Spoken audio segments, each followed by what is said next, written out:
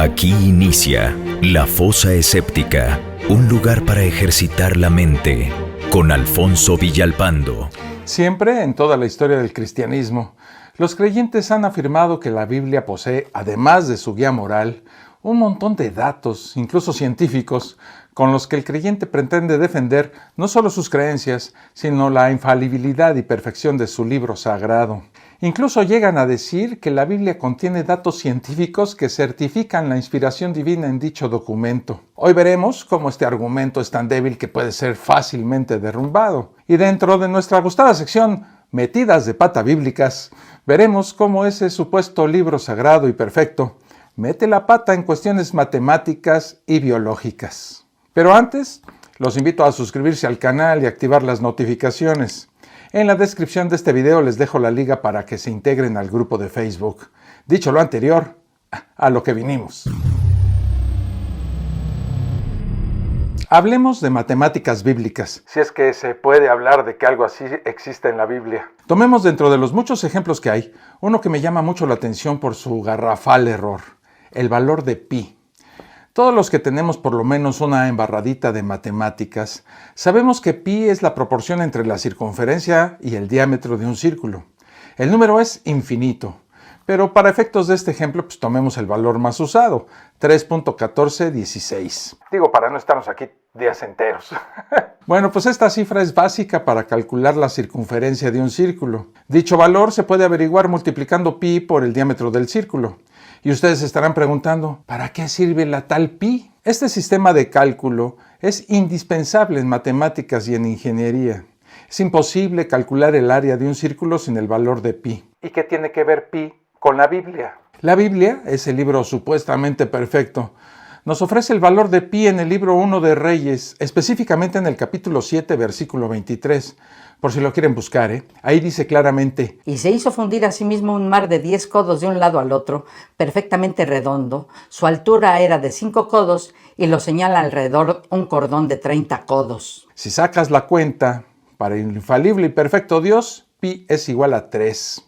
Esto podría ser aceptado para un estudiante de primaria, pero para el perfecto Dios es un error bastante grande. En cuestiones biológicas tampoco da una el omnisciente Dios. En la Biblia se afirma que los insectos tienen 4 patas, cuando todos sabemos, porque no es un secreto ni algo muy difícil de comprobar, que en realidad tienen 6. Y en el Levítico capítulo 11, versículos 21 y 22 se dice esto: Todo insecto alado que anduviere sobre 4 patas tendréis en abominación. Pero esto comeréis: de todo insecto alado que anda sobre 4 patas, que tuviera piernas, además de sus patas, para saltar con ellas sobre la tierra. No me crean, compruébenlo ustedes mismos. Agarren a cualquier bicho que ande por ahí, cuéntenle las patas y verán cómo la Biblia mete estrepitosamente sus 6 patas en este asunto.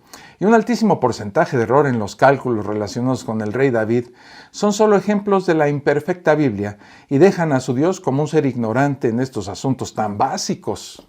Las matemáticas son perfectas y exactas, y la Biblia no se lleva muy bien con los números y los cálculos matemáticos. Estas no son muy buenas noticias para los irracionales creyentes, ¿verdad?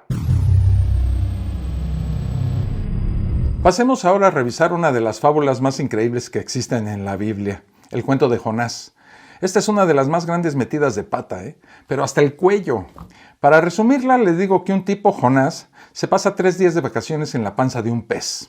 En serio, amigos creyentes, me parece absolutamente inverosímil que en realidad existan personas que se crean y defiendan esta disparatada y marihuana historia. Tiene tantos errores y desaciertos que es difícil numerarlos todos. Desde el absurdo comportamiento de Jonás, pasando por la gran mentira de las dimensiones de un pez que es capaz de tragarse a una persona completamente, o lo que es peor, la estupidez de que un ser humano logre sobrevivir por 3 días en el estómago de un pez. Bueno, son tantas, pero tantas las incongruencias en este relato que espero que ustedes, amigos creyentes, tengan la paciencia para revisarlas con calma. Aunque no lo hayan hecho nunca, les toca leer la Biblia. Lo voy a decir. Hay que ser muy tonto e inocente para tragarse una historia tan desatinada e incongruente como esta. Pero esta es una de tantas que contiene ese libro, que más que sagrado parece de ciencia ficción, ¿verdad? Hay para todos los gustos. Por ejemplo, la increíble historia de los zombies caminando por las calles. Las historias relacionadas con Jesús son de las más creídas y aceptadas por todos los creyentes, pero a veces estas historias son tan descabelladas que es imposible aceptarlas, por mucha fe y confianza que se tenga. Una de estas historias es la de los hombres que salieron de sus tumbas cuando Jesús se muere. ¿Han oído hablar de ella? Está en el Evangelio de Mateo. Ahí se nos cuenta que cuando Jesús muere en la cruz, de repente comienzan a salir los muertos de sus sepulcros y caminan por las calles de Jerusalén hasta el punto de que son vistos por muchas personas. Algo así como el video de Thriller de Michael Jackson. En este evangelio, en su capítulo 27, versículos 52 y 53, se puede leer esto. Y se abrieron los sepulcros y muchos cuerpos de santos que habían dormido se levantaron y saliendo de los sepulcros después de la resurrección de él, vinieron a la santa ciudad y aparecieron a muchos. Como ven, muertos caminando por una ciudad, pero no cualquier ciudad, ¿eh? Estamos hablando de Jerusalén. Algo como eso hubiera llamado mucho la atención de las autoridades locales, ¿verdad?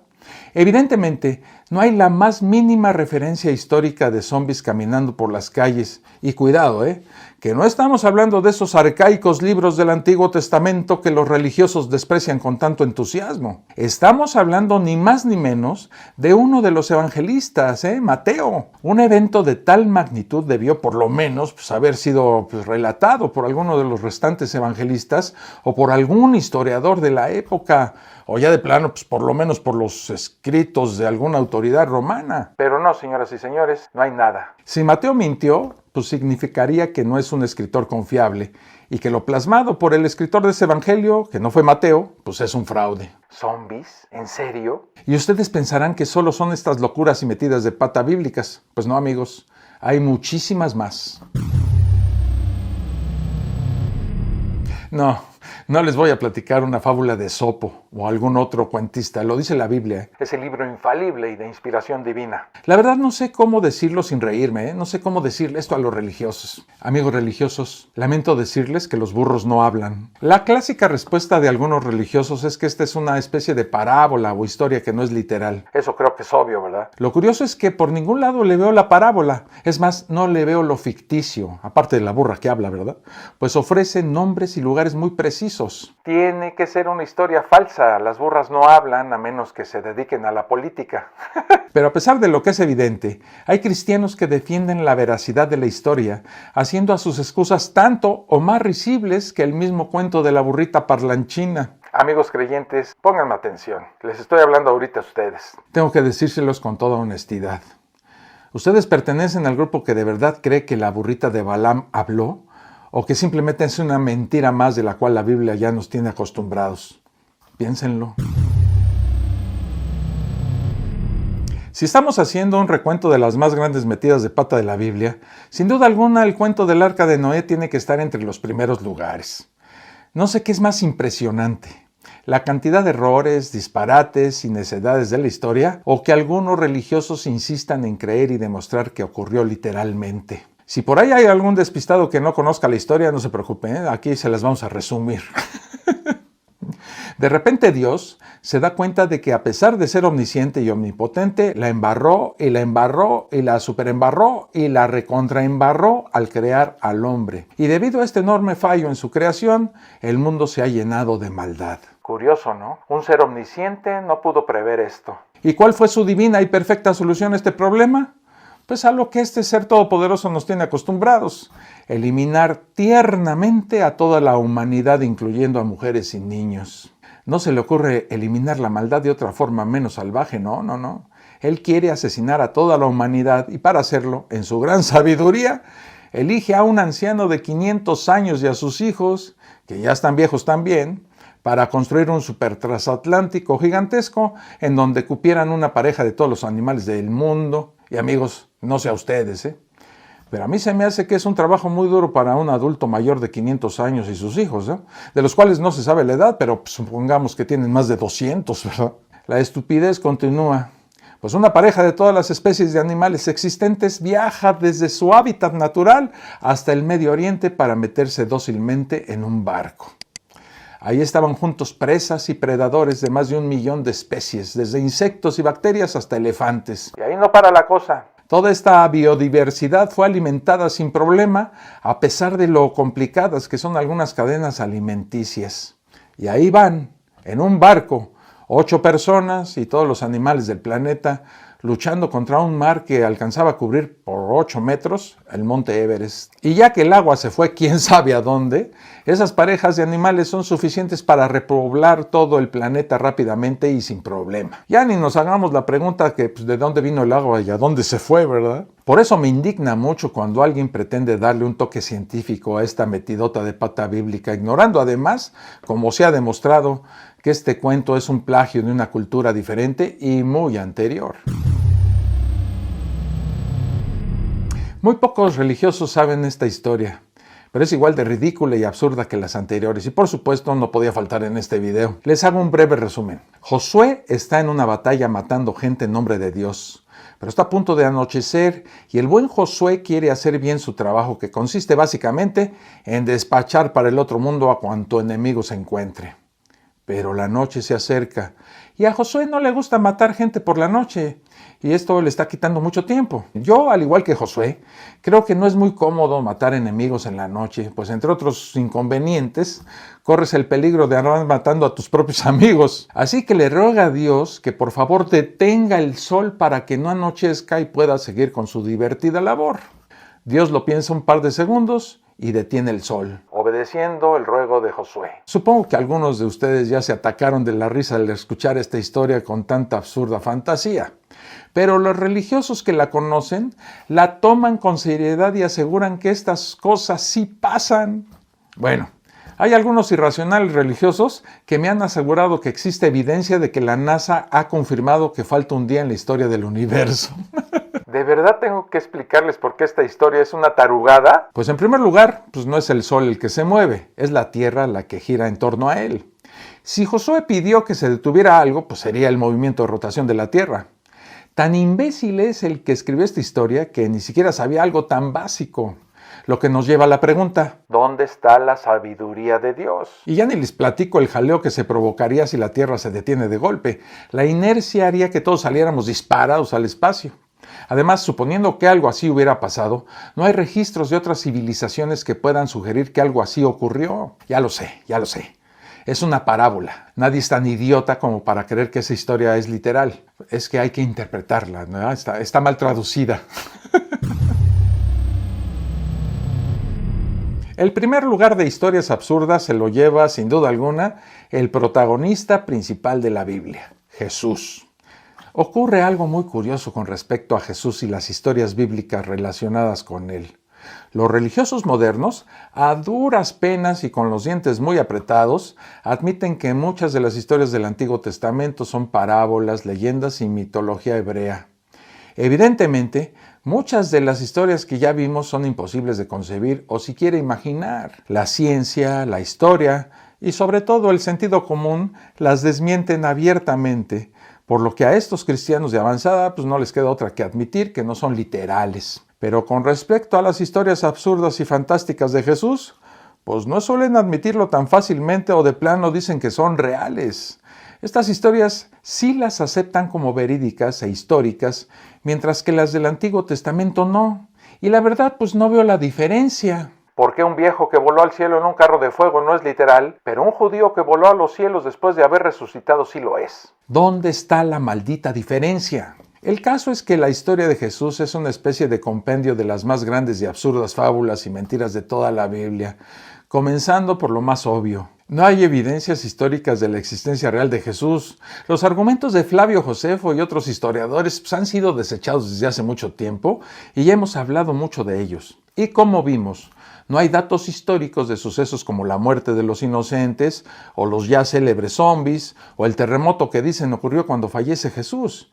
Y si a esto agregamos el resto de fantasías y cuentos de hadas que rodean a la figura de Jesús, hace pero muy difícil siquiera tomarlo medianamente en serio. Fíjense, un semidios nacido de una adolescente judía y un fantasma en forma de paloma.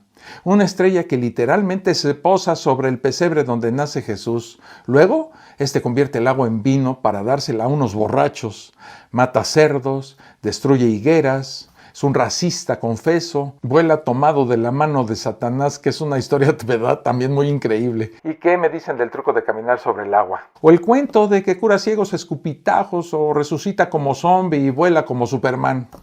¿De verdad los religiosos creen en todo esto? ¿Ya van entendiendo por qué me burlo de todos los que tienen este tipo de creencias? Religiosos, ternuritas. Si no quieren que me burle de sus creencias, pues no tengan creencias ridículas.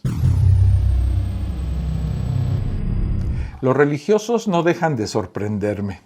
Les parece absurdo creer que Zeus tuvo hijos con una mortal y piensan que hay que ser muy tontos para creer en estas historias, pero creen que sí fue real que su Dios haya hecho lo mismo.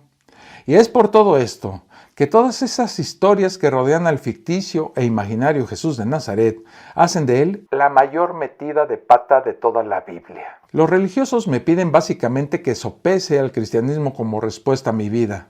Miren, yo fui religioso por más de 25 años. Estudié teología y pasé un año en un seminario para convertirme en sacerdote. ¿Y qué pasó? Pues que encuentro a la religión como falsa y repugnante, además de muy dañina. ¿Realmente esperan que me crea que Jesús nació de una virgen a la que dejó embarazada un fantasma? Pues amigos religiosos, ese mito de la virgen es una copia de otras. Por ejemplo, se dice que Julio César nació de una virgen. El historiador Suetonio dijo que Augusto ascendió corporalmente al cielo cuando murió. Y se supone que Buda nació sabiendo hablar. No se creerán todo esto, ¿verdad? ¿Por qué entonces esperan que me trague las fábulas del cristianismo? Me parece increíble que me pidan que crea que la tierra se creó literalmente en 6 días, que las mujeres salieron de una costilla de un hombre, que una serpiente, un burro y un arbusto ardiendo hablaron en lengua humana, que el mundo entero resultó inundado cubriendo las montañas para extirpar al mal, que todas las especies de animales, que son millones, viajaron en un barco, que las variaciones en las lenguas tienen su origen en la Torre de Babel, que Moisés se convirtió en sangre, que un palo se convirtió en una serpiente, que brujas, magos y encantadores existen, que llovió comida del cielo durante 40 años, que la gente se curaba al ver una serpiente de bronce, que el sol se detuvo para ayudar a Josué a ganar una batalla y que retrocedió para el rey Ezequías, que unos hombres sobrevivieron sin ayuda en un horno ardiente, que una mano cortada flotó en el aire y escribió en una pared, que unos hombres siguieron a una estrella que los dirigió a un pesebre en particular, que Jesús caminó sobre el agua sin ayuda, que el pan y los peces se multiplicaron mágicamente para alimentar a los hambrientos, que el agua se convirtió instantáneamente en vino, que las enfermedades mentales las provocan los demonios, que un diablo con alas existe y es quien causa el mal, que la gente se cura al bañarse en una piscina agitada por ángeles, que voces sin cuerpo hablan desde el cielo, que Jesús se desvaneció y más tarde se materializó en el aire, que la sombra de Pedro curaba a la gente, que los ángeles liberaban a la gente de la cárcel, que un mar de fuego y de tormento eterno espera a los no creyentes bajo la tierra, mientras que una ciudad de 2.400 kilómetros cuadrados y una vida después de la muerte les espera solo a los religiosos. Si los religiosos creen en estas historias, ellos son los que tienen el problema, no yo. Estos mitos violan las leyes naturales, contradicen a la ciencia y no aciertan en corresponder con la realidad ni con la lógica. Si no pueden ver eso, pues no pueden distinguir entre la verdad y la fantasía. No importa cuánta gente acepte estas tonterías inventadas por hombres santos. Una mentira ampliamente creída sigue siendo una mentira. Si son tan crédulos como el niño que le cree a su hermano cuando le dice que hay un monstruo debajo de la cama, pues allá ellos, Yo solo les pido que prendan la luz y se convenzan de que no hay monstruos debajo de la cama. Y sobre todo, me sorprende que digan amar al Dios de la Biblia, un ser odioso, arrogante, sexista, cruel y que no tolera la crítica. Me parece que el cristianismo es moralmente repugnante. Los conceptos de pecado original, intolerancia, castigo eterno y adoración humilde quedan todos por debajo de la dignidad de seres humanos inteligentes y entran en conflicto con los valores de la amabilidad y la razón. Son ideas bárbaras aptas para culturas primitivas llenas de miedo y de ignorancia. La religión también supone un peligro para la salud mental porque daña el respeto a uno mismo, la responsabilidad personal y la claridad de pensamiento. ¿Ven por qué no respeto el mensaje bíblico? Es un costal lleno de tonterías. Los religiosos tienen todo el derecho del mundo de torturarse con esa locura. Pero a mí, por favor, a mí déjenme en paz, ¿eh? Tengo mejores cosas que hacer con mi vida. Hasta aquí este video. Nos vemos en el próximo. Un abrazo. Esto fue La Fosa Escéptica, un lugar para ejercitar la mente, con Alfonso Villalpando.